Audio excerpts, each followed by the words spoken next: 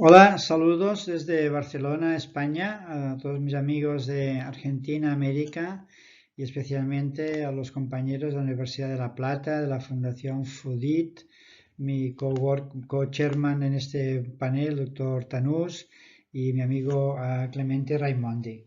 Voy a intentar en los próximos minutos explicaros cómo está la situación de los trasplantes en el mundo. Primero, explicaros un mapa de la WHO, de la OMS, donde vemos que algunos países señalados en rojo pues tienen una tasa de trasplantes superior a los 80, 100 trasplantes por millón de habitantes. Otros, pues como Argentina o Brasil, incluso Turquía, pues están entre 40, 50 y muchos otros países del resto del mundo, sobre todo pues Rusia, China y ya no digamos África, pues están con unas tasas muy bajas, ¿no? ¿Eso a qué se debe? Porque en el mismo mapa casi reproducible la tasa de donantes por millón de habitantes, ¿sí? Donde España, Estados Unidos tienen más de 40, en Europa estamos entre 30 y 40, pero todavía en Latinoamérica, en Australia y en los países la tasa de donaciones es insuficiente para el trasplante de cadáver. Entonces, como dice el doctor José Luis Escalante, sin donante no hay trasplante. Entonces, en total, el año 2019, antes de la pandemia del coronavirus, pues vemos que se realizaron solo 153.000 trasplantes de órganos sólidos. Incluso en el riñón, el 67% eran de donante vivo y en el hígado el 20%. ¿Por qué? Porque en total, al año, solo hubieron 40.000 donantes cadavéricos, 31.000 de muerte encefálica y 9.000 de donantes en asistolia. O sea que deberíamos aumentar 10 veces más los donantes y 10 veces más los trasplantes para llegar al objetivo de la WHO, que es la autosuficiencia. En este gráfico quiero resaltar un índice de donación cadavérica, que es el total de muertes anuales en un país por el total de donantes utilizados al año. Y vemos distintos bloques, ¿no? Este bloque aquí en negro está India, Japón, China, con millones de fallecidos, pero pocos donantes. El índice es muy bajo, 0,05%. Vemos otros, incluso Alemania está con un índice muy bajo, siendo uno de los países más ricos de Europa. Y en rojo vemos países también pues ricos como Corea del Sur, como Turquía, Dinamarca, que no llegan ni a este 0,1. Otro bloque con Suecia, Suiza, Irán, Austria, que bueno, pues su utilización es solo 0,24% de los fallecidos del país. O sea, Austria tiene 86.000 fallecidos, pero solo 200 donantes cadavéricos. Entonces, si vamos a Argentina, que tiene población más alta, con 336.000 donantes, no está mal, porque ha utilizado 883 donantes, 0,26. Y veis abajo que está casi el 0,5%, afortunadamente lo tapa quizá mi foto, que España está en 0,49. Es decir, que la autosuficiencia se defendería como que el 0,5% de las muertes de un país tienen que ser donantes utilizados o que el 1% de las muertes pueden ser donantes potenciales. Entonces, la tarea de nuestra fundación, The International Transplantation Institute, es ayudar al mundo a conseguir este reto. En este otro registro del IRODAT, International Registry Organ Donation and Transplantation, los más antiguos que existen en el mundo ya del siglo pasado, vemos la tasa de donantes por millón de habitantes, también antes de la pandemia. España estaba en 48, otros países como Estados Unidos 36, en verde países europeos. Y es que resaltar pues la gran situación y el buen hacer de Argentina con casi 20 donaciones por millón de habitantes, o sea, está en la parte alta de la actividad mundial. Evidentemente, pues cuantos más donantes, más trasplantes. Eso lo refleja el trasplante renal. Pues con 66 trasplantes renales de riñón de cadáver en España y 28 en Argentina. Y así veis todos los países como está en el mundo. Es decir, queda una parte aquí en la derecha, por debajo de Brasil, o sea, a partir de Alemania, con menos de 20 trasplantes por millón de habitantes, pues que hace que muchos pacientes tengan que utilizar otras alternativas terapéuticas. El hígado, que es un órgano para salvar vidas, Croacia es el número 1, con 30 trasplantes hepáticos por millón de habitantes, tiene una tasa muy alta, solo utiliza donantes de muerte encefálica, no utiliza todavía donantes en asistolia, que luego comentaremos de qué se trata. España 25 y Argentina pues con 10 también está en la parte alta, aunque siempre se podría mejorar. Lo mismo sería para el corazón, ¿no? Con Estados Unidos y Eslovenia, los que más trasplantan. El pulmón, pues entonces a Austria, que también recoge muchos pulmones de los países de alrededor, etcétera. Y Argentina, pues quizá que sí, que esos programas son más simbólicos de momento. Y lo mismo ocurre con el páncreas, que no tenemos en este registro datos de Argentina, aunque sabemos que algunos se hacen, y España pues está en esta situación. Bien, pero no solo de donación cadavérica se vive, un trasplante de vivo también es una gran elección. De los países que tienen menos tasa de donantes cadavéricos son los que tienen una tasa más alta de donación de donante vivo, sobre todo para riñón. El caso de Turquía, de Israel, de Holanda, Arabia Saudí, Corea del Sur. Entonces, estos países, incluso Estados Unidos, tienen una tasa de trasplante vivo para sus receptores muy alta. En España y Argentina veremos que es más un porcentaje complementario al trasplante de cadáver. Y muchos países, pues Bielorrusia, Moldavia, Panamá, China, pues quizá todavía Rusia, están pendientes de desarrollar. En el hígado, gente viaja a Corea del Sur para entrenarse o viajan a Turquía. He visto cirujanos alemanes ir a Turquía a entrenarse en el trasplante de hígado de vivo, ¿no? Como hacer una hepatectomía, incluso lo hacen por laparoscopia, etcétera. Y aquí, pues Argentina y España seguramente se refiere más a trasplantes pediátricos con lóbulo izquierdo, un poquito diferente a estos que no tienen donación cadavérica. Con lo cual, esta foto nos dice que en el caso de Argentina, pues la mayoría de los donantes de órganos son cadavéricos en azul, el 30% son de vivo, en China es una mezcla, pero también la mayoría son cadavéricos. En el caso de Turquía, el trasplante que se realiza, la gran mayoría es de vivo, tanto para hígado como para riñón y poquito de cadáver. Y en Inglaterra y Estados Unidos son muy parecidos, o sea, tienen todavía casi un 38-40% de sus trasplantes con donantes vivos y el resto son en donante azul, muerte encefálica, y en rojo son en donantes en asistolia que comentaremos. España hacemos solo un 12% de los trasplantes con donantes vivos, casi un 28-30% ha aumentado incluso después de la pandemia de donantes en asistolia, y donación en muerte encefálica es casi un 60%. Bien, ¿dónde pasa en el mundo el problema? ¿Qué tipos de trasplantes los hay formados y entrenados? Oficinas de intercambio de órganos ya no tantas, ustedes tienen el INCUCAI, nosotros tenemos la UNT, o sea, es un tema que está regulado, ¿no? Pero sobre todo, todavía la asignatura pendiente es desarrollar más las unidades de procura de órganos y sobre todo a nivel hospitalario. Se han creado varios modelos que ahora veremos. Porque la donación y el trasplante lo que ha creado a nivel sanitario un nuevo ciclo de vida. Es solo aquellas sociedades que aceptan y entienden y respetan la voluntad de donar, donde hay un sistema de generación de donantes a nivel hospitalario cerca de donde las personas van a fallecer, son las que pueden realizar estas extracciones, hacer el intercambio de órganos y hacer los trasplantes con una parte muy importante que es el seguimiento, porque el trasplante tiene unos resultados excelentes de supervivencia. Entonces, como decíamos, esta parte está muy desarrollada, es fácil, se puede adquirir los conocimientos y habilidades, pero esa parte hay que crearla in situ en cada región o en cada país.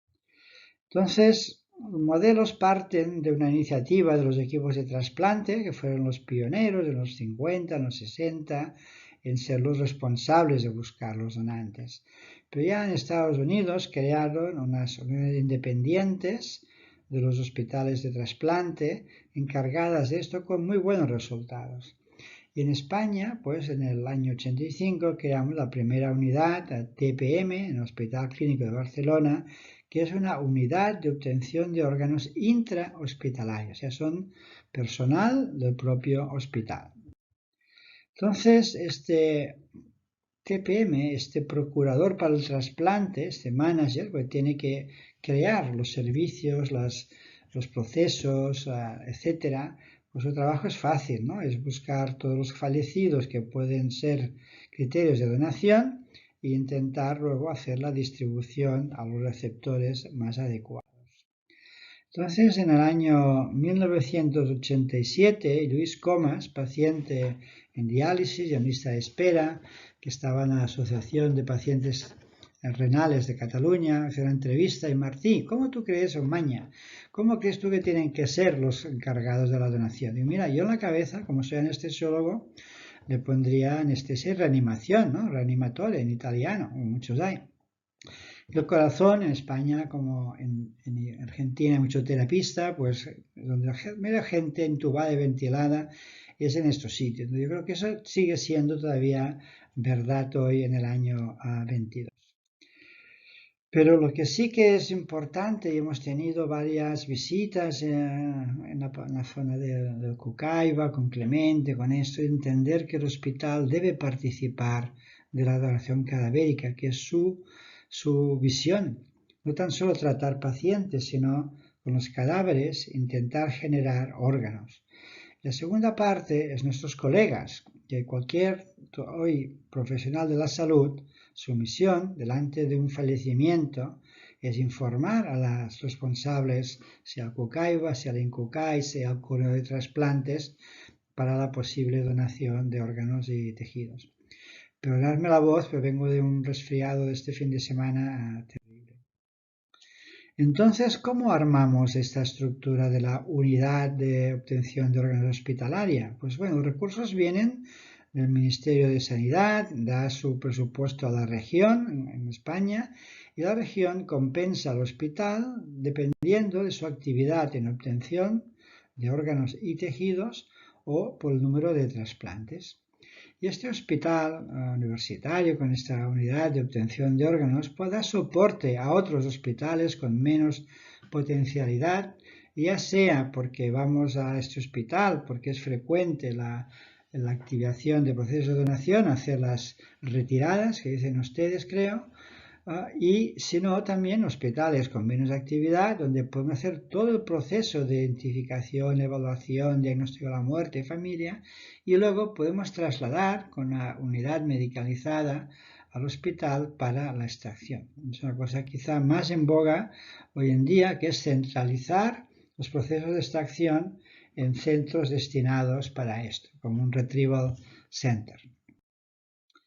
Y ¿qué tenemos que crear? Pues todo esto como un nuevo servicio en el hospital, ¿no? Procedimientos, estándares, protocolos, quién se encarga de qué, hay que entrenar a las personas, tienen que estar certificadas, hay falta registros, hay que tener sistemas de calidad, de evaluación. Es como un nuevo departamento en el hospital. El hospital clínico tiene un servicio de coordinación de trasplantes. ¿Y qué hace? Pues buscar órganos y tejidos y así pues pasamos nuestra certificación ISO 9001, la primera el año 2002. Y eso sería un modelo catalán, o sea, el TPM es un médico especialista, quizá con la ayuda de enfermeras, pero en terapia intensiva. Puede ser uno profesional o varios que comparten la función, puede estar dedicado a tiempo completo o parcial, depende de la envergadura del hospital. ¿Y quién es el jefe? No es el jefe de urgencias, ni de terapia, ni de anestesia. Es el director médico. Esto es una tarea del hospital. Y sus objetivos pues, son estos: detectar la mayoría de posibles donantes, garantizar un buen número de órganos y tejidos, la calidad de estos órganos, porque quien visita al donante es el TPM, no es el cirujano ni el nefrólogo. Entonces hay que además promover la donación y evaluar pues todo el proceso. Entonces, para esta escasez de órganos en el mundo, diría que la novedad sería tener especialistas TPM dedicados 24 horas, 7 días a la semana para cualquier ciudadano que quiera donar. Se merece el mejor experto para facilitar su deseo de donar. No pegas, no barreras, al contrario, ¿no? Y bueno, que estén establecidos todo el procedimiento de obtención en cualquier situación, hablaremos de varias, y esto es un trabajo que debe ser remunerado, tanto por la actividad normal, semanal, como por la actividad de noches, de fines de semana, de localización. Como decimos en los cursos TPM, la peseta y la bragueta. O sea, hay que motivar, o sea, hay que pagar bien a los profesionales, tanto de donación como de trasplante. Y aquí está el proceso. Entonces, ¿dónde empieza el proceso? El proceso empieza con la detección. Muy bien, voy a la terapia y ya controlo todos los posibles donantes. Eso era cierto ayer, siglo pasado. Hoy, fuera de la terapia, en emergencias, encontramos cantidad de pacientes que quizá no está considerado el tratamiento por la edad, por el diagnóstico, pero que pueden ser considerados posibles donantes y de forma electiva ser mantenidos por unas horas, por unos días, con el consentimiento de la familia.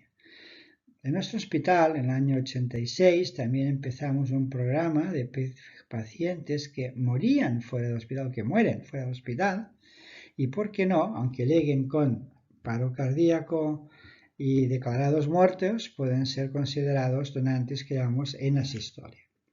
Entonces aquí viene todo este proceso que, como veis, pasa en la terapia. Por tanto, el mantenimiento de estos órganos o funciones de los órganos ya no vitales, porque está muerto, es lo importante. Hay que evaluar al donante y la función del órgano. Es muy importante el diagnóstico de la muerte encefálica. Recuerdo años en Argentina que Kukai había comparado unas máquinas de electroencefalograma para mandar a todas las provincias. Había un problema burocrático. Es un diagnóstico que se puede hacer en la cabecera del enfermo. Tenemos el ecodoppler. Hay muchos especialistas que conocen este diagnóstico y es algo de práctica médica, no solo para la donación, sino para la buena práctica del paciente neurológico. Bien, la familia.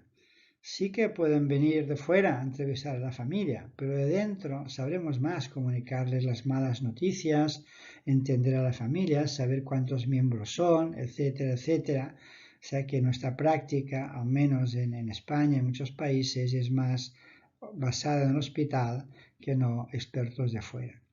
Bien, luego tendremos el sistema de distribución de órganos, sea Eurotransplant, Incucay, UNOS en Estados Unidos, y nos vamos a encontrar a los amigos cirujanos y enfermeras en el quirófano para la extracción. Y será la validación final de estos órganos y ya estarán preparados los receptores por los equipos de trasplante. Entonces, todo este proceso necesita un manager que procure para el trasplante. O sea, llamamos TPM, no solo la palabra coordinador de trasplante, o sea, coordinar un proceso. Nuestra tarea es hacer posible todo este servicio, ¿no?, de facilitar de pacientes fallecidos órganos para el trasplante. ¿Y cuántos hay? Ay, amigos míos.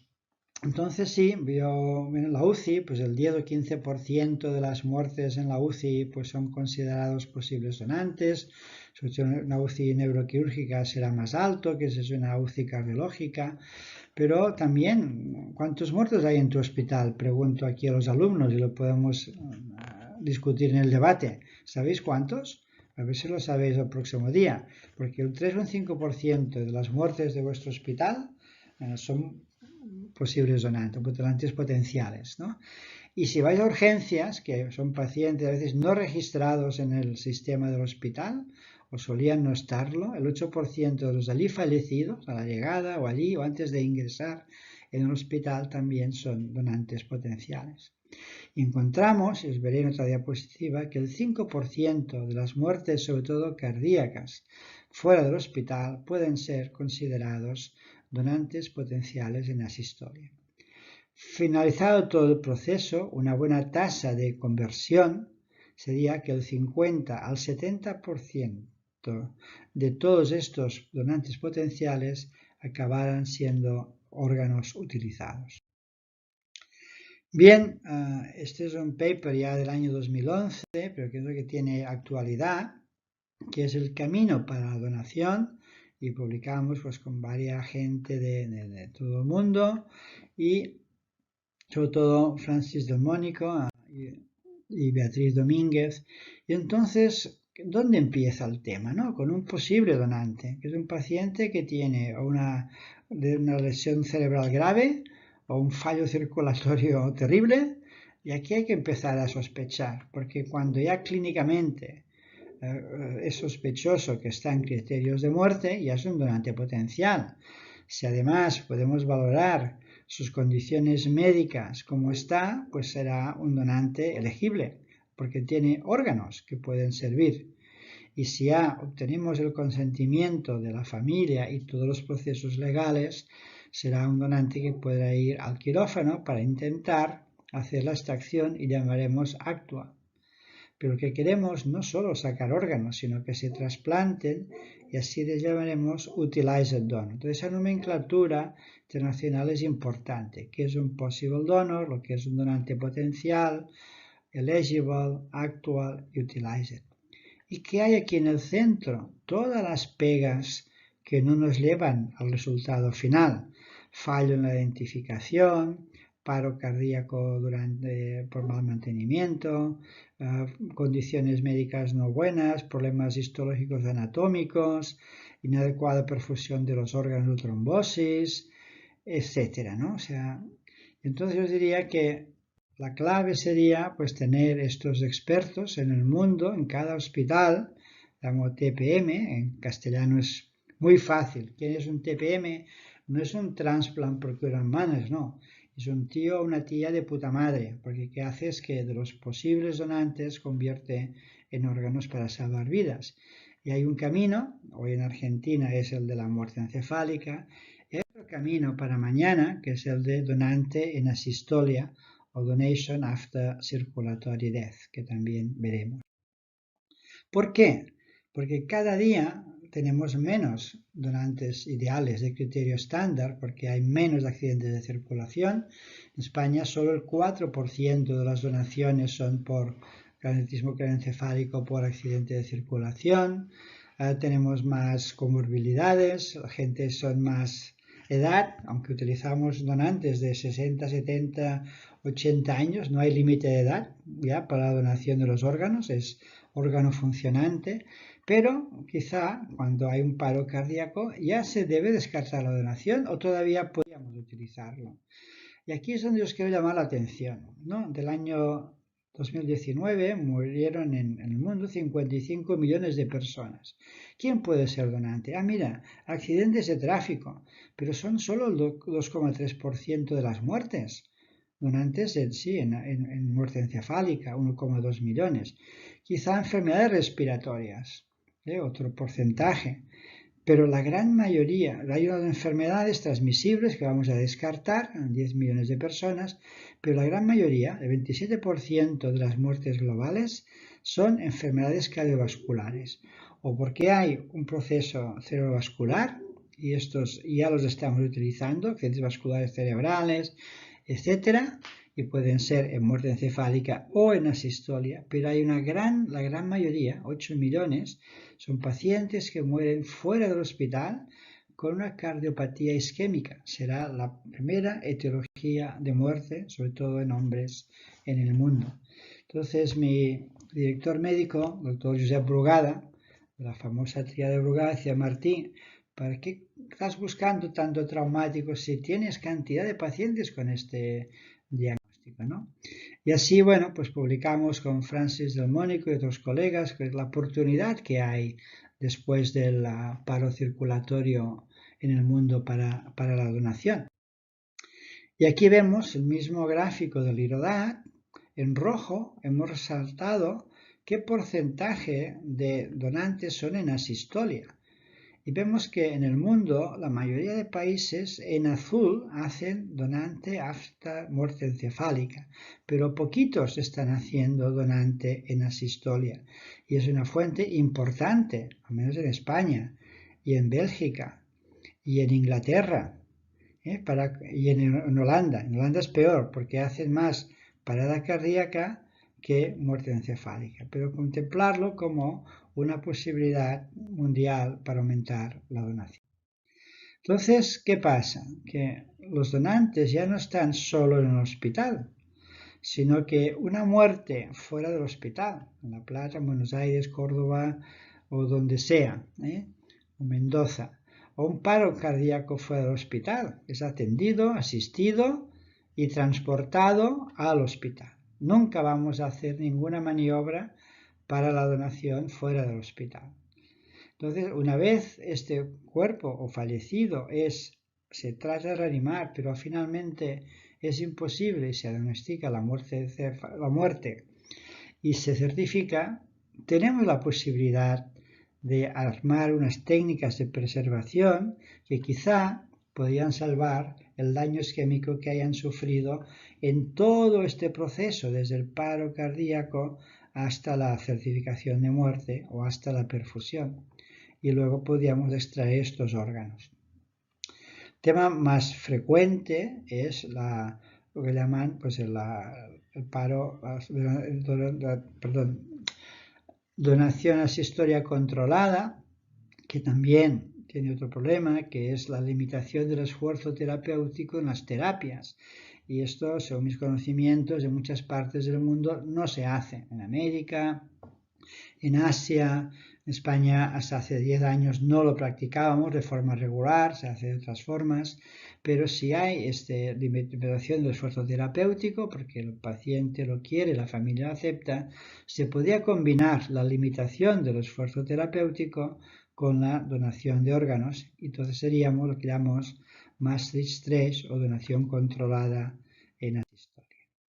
Bien, entonces después de ya haber reanimado, se declara la muerte.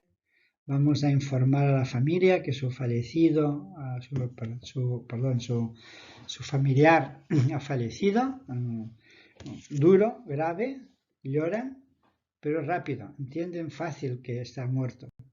Más difícil explicar la muerte encefálica y comprenderla, ¿no? Un tórax que respira, un corazón que late, etcétera, ¿no? Entonces veis aquí, eso es la tasa de negativas a la donación en España, que de promedio estamos en un 14%, pero cuando son donantes de muerte encefálica sube a un 16%, pero cuando son donaciones en asistolia solo un 10%. O sea, no ha sido un problema la entrevista con la familia para donación en asistolia. Y es más un problema, es más poner en práctica dentro del hospital y a tiempo real y disposición para iniciar estos procesos, ¿no? Segundo tema es cómo vamos a tratar esta isquemia de los órganos que hayan sufrido, y con Ricard Valero en su tesis doctoral pues publicamos en el año 2000 que la recirculación normotérmica puede disminuir el fallo primario del injerto renal, o que puede disminuir el daño en la vía biliar, en el trasplante hepático, etc. O sea, en esa diapositiva de Paul Murphy de Inglaterra, pues evidentemente cuando hay la sistolia, todo este metabolismo se convierte en anaeróbico. Pero nosotros, igual que el teléfono, lo podemos recargar. ¿Cómo? Pues con la recirculación normotérmica regional. Entonces vamos a cambiar el metabolismo a que sea otra vez aeróbico. Y eso es lo que sucede. O sea, tenemos un cadáver diagnosticado de muerte, y allí podemos canular a nivel femoral, poner a nivel de de la cava y de la aorta, unas cánulas. Por el otro lado ponemos un Fogarty para bloquear a nivel torácico la aorta torácica y hacer una perfusión selectiva abdominal de los órganos abdominales, así como veis con este circuito de normotermia, ¿no? Que sube la sangre oxigenada y sale la sangre venosa. Eso se puede mantener por unas horas. ¿Y cuál es el siguiente problema? Este cuerpo, sin duda, aspecto de fallecido, la familia lo ha visto, lo hemos tapado con una sábana, y ahora falta saber la vitalidad de los órganos, porque no llegan al hospital con la historia médica, ni sabemos la edad, ni sabemos quién familiar, ni qué quería, ¿no? Entonces hay unas horas para explorar toda esta vitalidad de los donantes, primero, que no tenga nada que transmitir, y dos, la vitalidad de los órganos, cómo está el hígado, el riñón, el páncreas, ¿no? Y ahora, hoy día más, se utiliza también el pulmón y el corazón. Bueno, cuando es un donante controlado, que está en la terapia, por lo tanto está batiendo, antes de hacer la limitación del esfuerzo terapéutico, es algo que los intensivistas y anestesiólogos hacen a menudo, o los vasculares, ¿por qué no poner ya unas cánulas por Seringer a nivel femoral? Y así tenemos ya las cánulas puestas. Y entonces tenemos ya canulado, y una vez ya la familia se ha despedido, es cuando podemos hacer la limitación del suelo terapéutico, esperar el diagnóstico de la muerte, ya paro circulatorio, y así pues tenemos un cuerpo fallecido, perfundido por normotermia, y ahora a los cirujanos y al equipo de trasplante, en 2 horas vamos a hacer la extracción. No hay prisas, no hay que hacer una extracción rápida. Se os va a permitir, 1, recuperar los órganos, más tiempo aquí en normotermia. 2, hacer un sistema de donación y trasplante con tiempo programado, o sea, programado dentro de estas horas. Tenemos unas 4 horas para hacerlo, pero no hay que estar en el quirófano, hacer una extracción rápida, ver qué pasa, cómo está en el órgano. No, esto es un proceso de donación asistolia controlado. Y hoy empezamos en el año 86, no lo teníamos, el año 98 con Ricard Valero vimos un primer web lab de esta máquina de Transmedics en Estados Unidos. Se puede poner el riñón en una máquina y saber cuál es el flujo del riñón y cuál es la resistencia del riñón, y según sea, aquí veis el flujo y la resistencia, vamos a aceptar los riñones o no. Y esto nos permitía programar a 6, 12, 24 horas los trasplantes, y 2, analizar para evitar fallo primario del injerto sobre todo, y también reducir el fallo primario.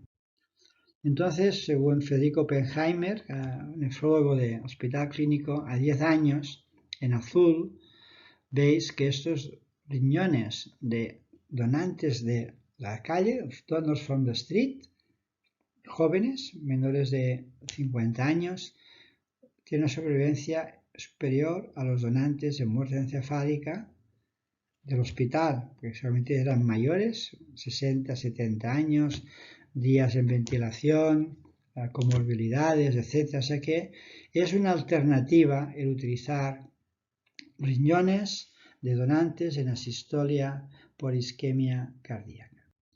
Lo mismo ocurre con el hígado, y Constantino Fondevila hemos hecho mucha experimental en ver este hígado, lo pongo o no lo pongo después de la isquemia. Sí, tengo las transaminasas, tengo más cosas, tengo la saturación de oxígeno, tengo el pH, bicarbonatos, y entonces quizá en una máquina también ex situ nos puede permitir ver cómo está este hígado funcionando y recuperar la isquemia o prolongar los tiempos, o técnicas de hoy incluso hacerlo crecer si pueden estar días perfundidos, ¿no?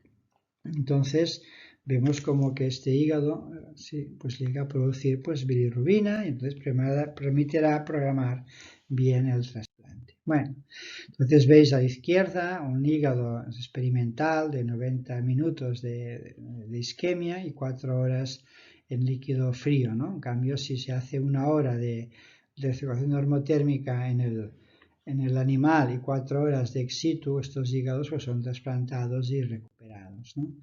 Y lo mismo pues en Toronto han desarrollado una técnica ex situ, ex vivo, para la perfusión pulmonar, y validar también los pulmones una vez extraídos, viajan a este centro y luego son retransportados al centro de implante.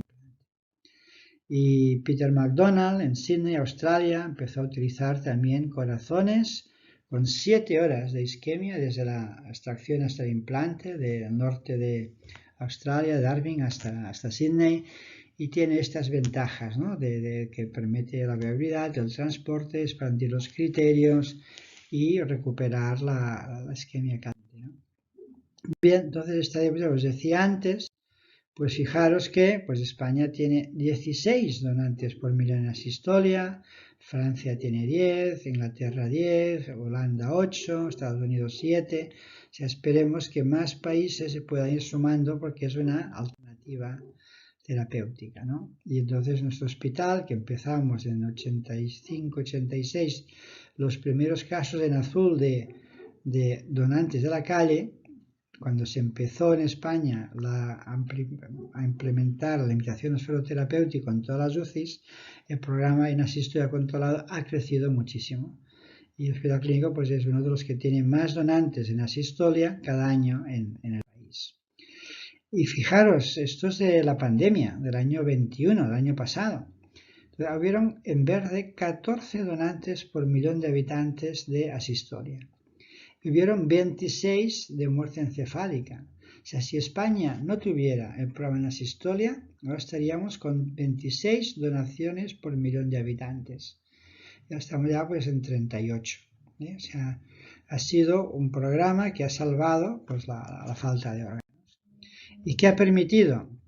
Aquí son trasplantes en asistolia. Aquí veis pues número de riñones, 800, quizá 200 hígados, muchos pulmones, y ya se ha iniciado también el implante de algunos corazones de donantes en asistolia. Bien, acabada esta parte cadavérica, recordar que los donantes también tienen tejidos, córneas, huesos, válvulas, piel, y que también la donación de vivo es una alternativa que debemos conocer a nivel mundial. Pero en esta conferencia, el Living Donor Observatory, hay que hacer una práctica de calidad, no tan solo evitar el tráfico, el comercio y todo esto, sino que la seguridad, la calidad y la transparencia del proceso hay una serie de herramientas, como hacer un registro de los donantes, un seguimiento, etcétera, que se deben implementar como respeto a la donación de vivo y para mejorar sus prácticas y aprender, ¿no? Y bueno, aquí con Fran del Mónico y Alan Leisman y Ana Mengíbar, pues estuvimos trabajando mucho en este tema, ¿no? Y bueno, sobre todo en nuestro hospital, David Paredes es el que, como la parte de coordinación, evalúa toda esta parte independientemente del equipo de nefrólogos y el equipo de cirujanos de cada donante. Es un comité multidisciplinar y puede haber anestesiólogos, eticistas, y cada donante se evalúa conjuntamente por un equipo. Bien, sabéis que nosotros tuvimos la suerte de empezar un programa docente el año 91. De los medios de comunicación se encarga la UNT, de la sociedad, pues muchas asociaciones de pacientes, etcétera, pero creemos más en formar profesionales de la salud, como ustedes, que están hoy en este curso, y sobre todo especialistas en el tema de la donación. Y aquí está la clave en el mundo para aumentar la donación. Eso sería un vídeo que hemos hecho con, a ver si ahora puedo yo pasarlo. It is Saturday morning, and I'm starting my shift at the ICU. For the past few days, I've been taking care of Victor. 10 days ago, he was submitted to my ward with severe brain damage. He has 2 children. His family came every day to visit him. I am very concerned. Despite all our efforts, his condition kept getting worse. What I see this morning is that we have reached the point of no return. Based on the parameters we monitor, I'm afraid Victor's brain has stopped functioning. We all know what that means, don't we? When the brain dies, life stops. Now that death takes its toll and the world seems to be falling apart for his bereaved family, the gift of life through organ donation may keep hope alive. Could Victor be an organ donor? What does that mean exactly? Let us go together through the various steps of the organ donation.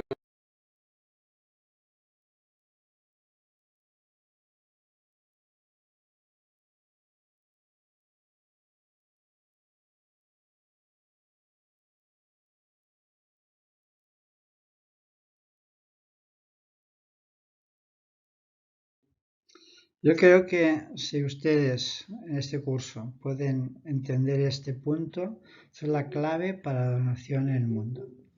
Bien, en resumen, nosotros hemos formado a 18.000 personas de más de 100 países en el mundo, online o face to face o mezclado.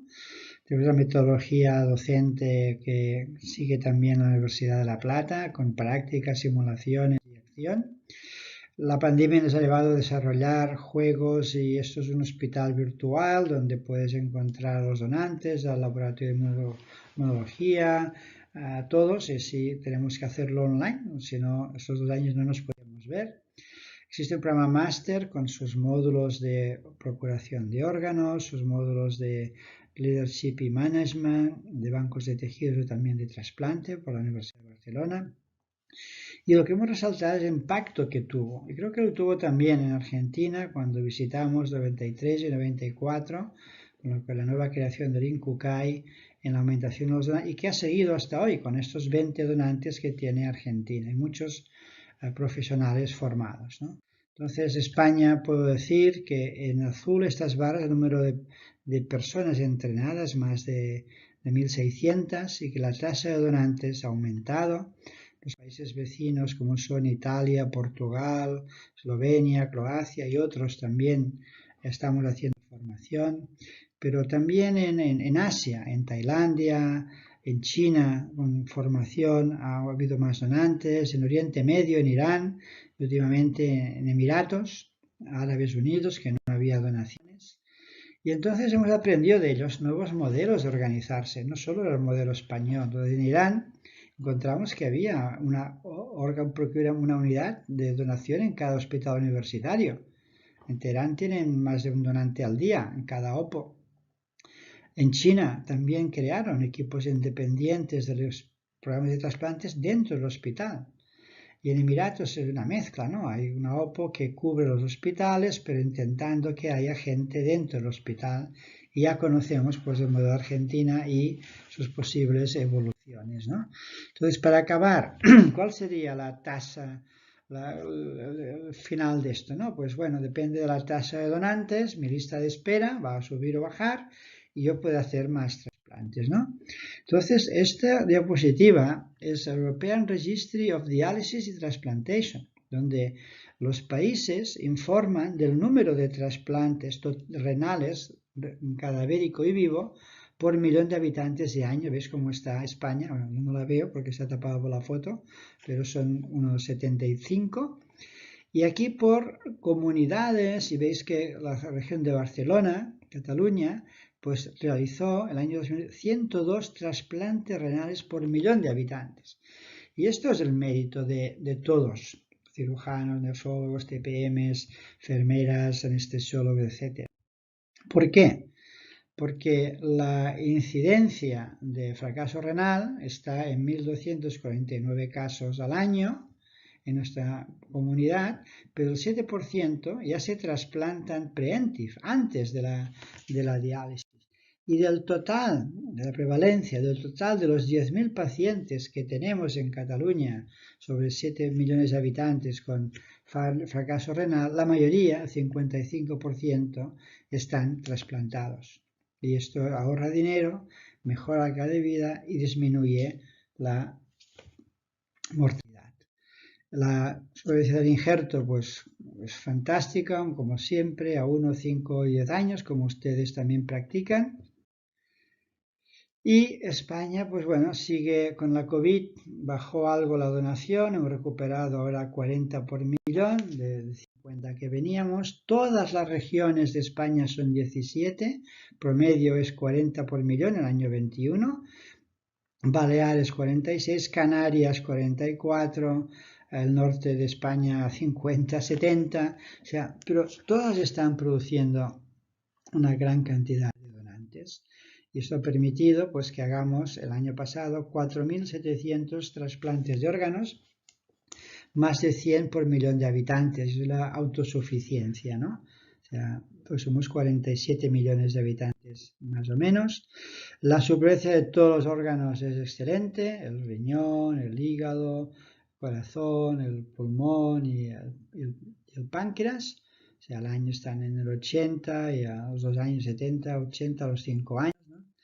Y entonces la final del nuevo ciclo de la vida, veis aquí, pues Argentina, 20 donantes por millón, casi 60 trasplantes por millón, está muy bien, está en la parte alta del mundo, pero podemos mejorar, y en la parte top pues está Bélgica, Portugal, Croacia, Estados Unidos y España, pues como tiene una tasa cadavérica más alta, pues pueden acceder a estos números. Bien, yo quiero brindar mi corazón y mi cabeza, y los pies no los puedo tener hoy en Argentina, pero ya los tendré en septiembre a unos amigos, a Tanús, que está aquí de Cocherma, aunque no esté en la foto, y a muchos otros amigos que están y otros que nos dejaron por desgracia, y a Clemente Raimondi por la confianza mantenida después de un antiguo viaje que fue a Scochinga con nuestro amigo Fassi. Y aquí ven al joven Clemente Raimondi, siempre trajeado, con Escalante y otros, y bueno, y aquí el doctor Mañalic. Bien, seguro que algunos de ustedes están aquí, ahora profesionales, el doctor Visa, el doctor Domínguez. Entonces, muchísimas gracias, un placer, y espero que nos veamos ahora en el debate y haya muchas preguntas.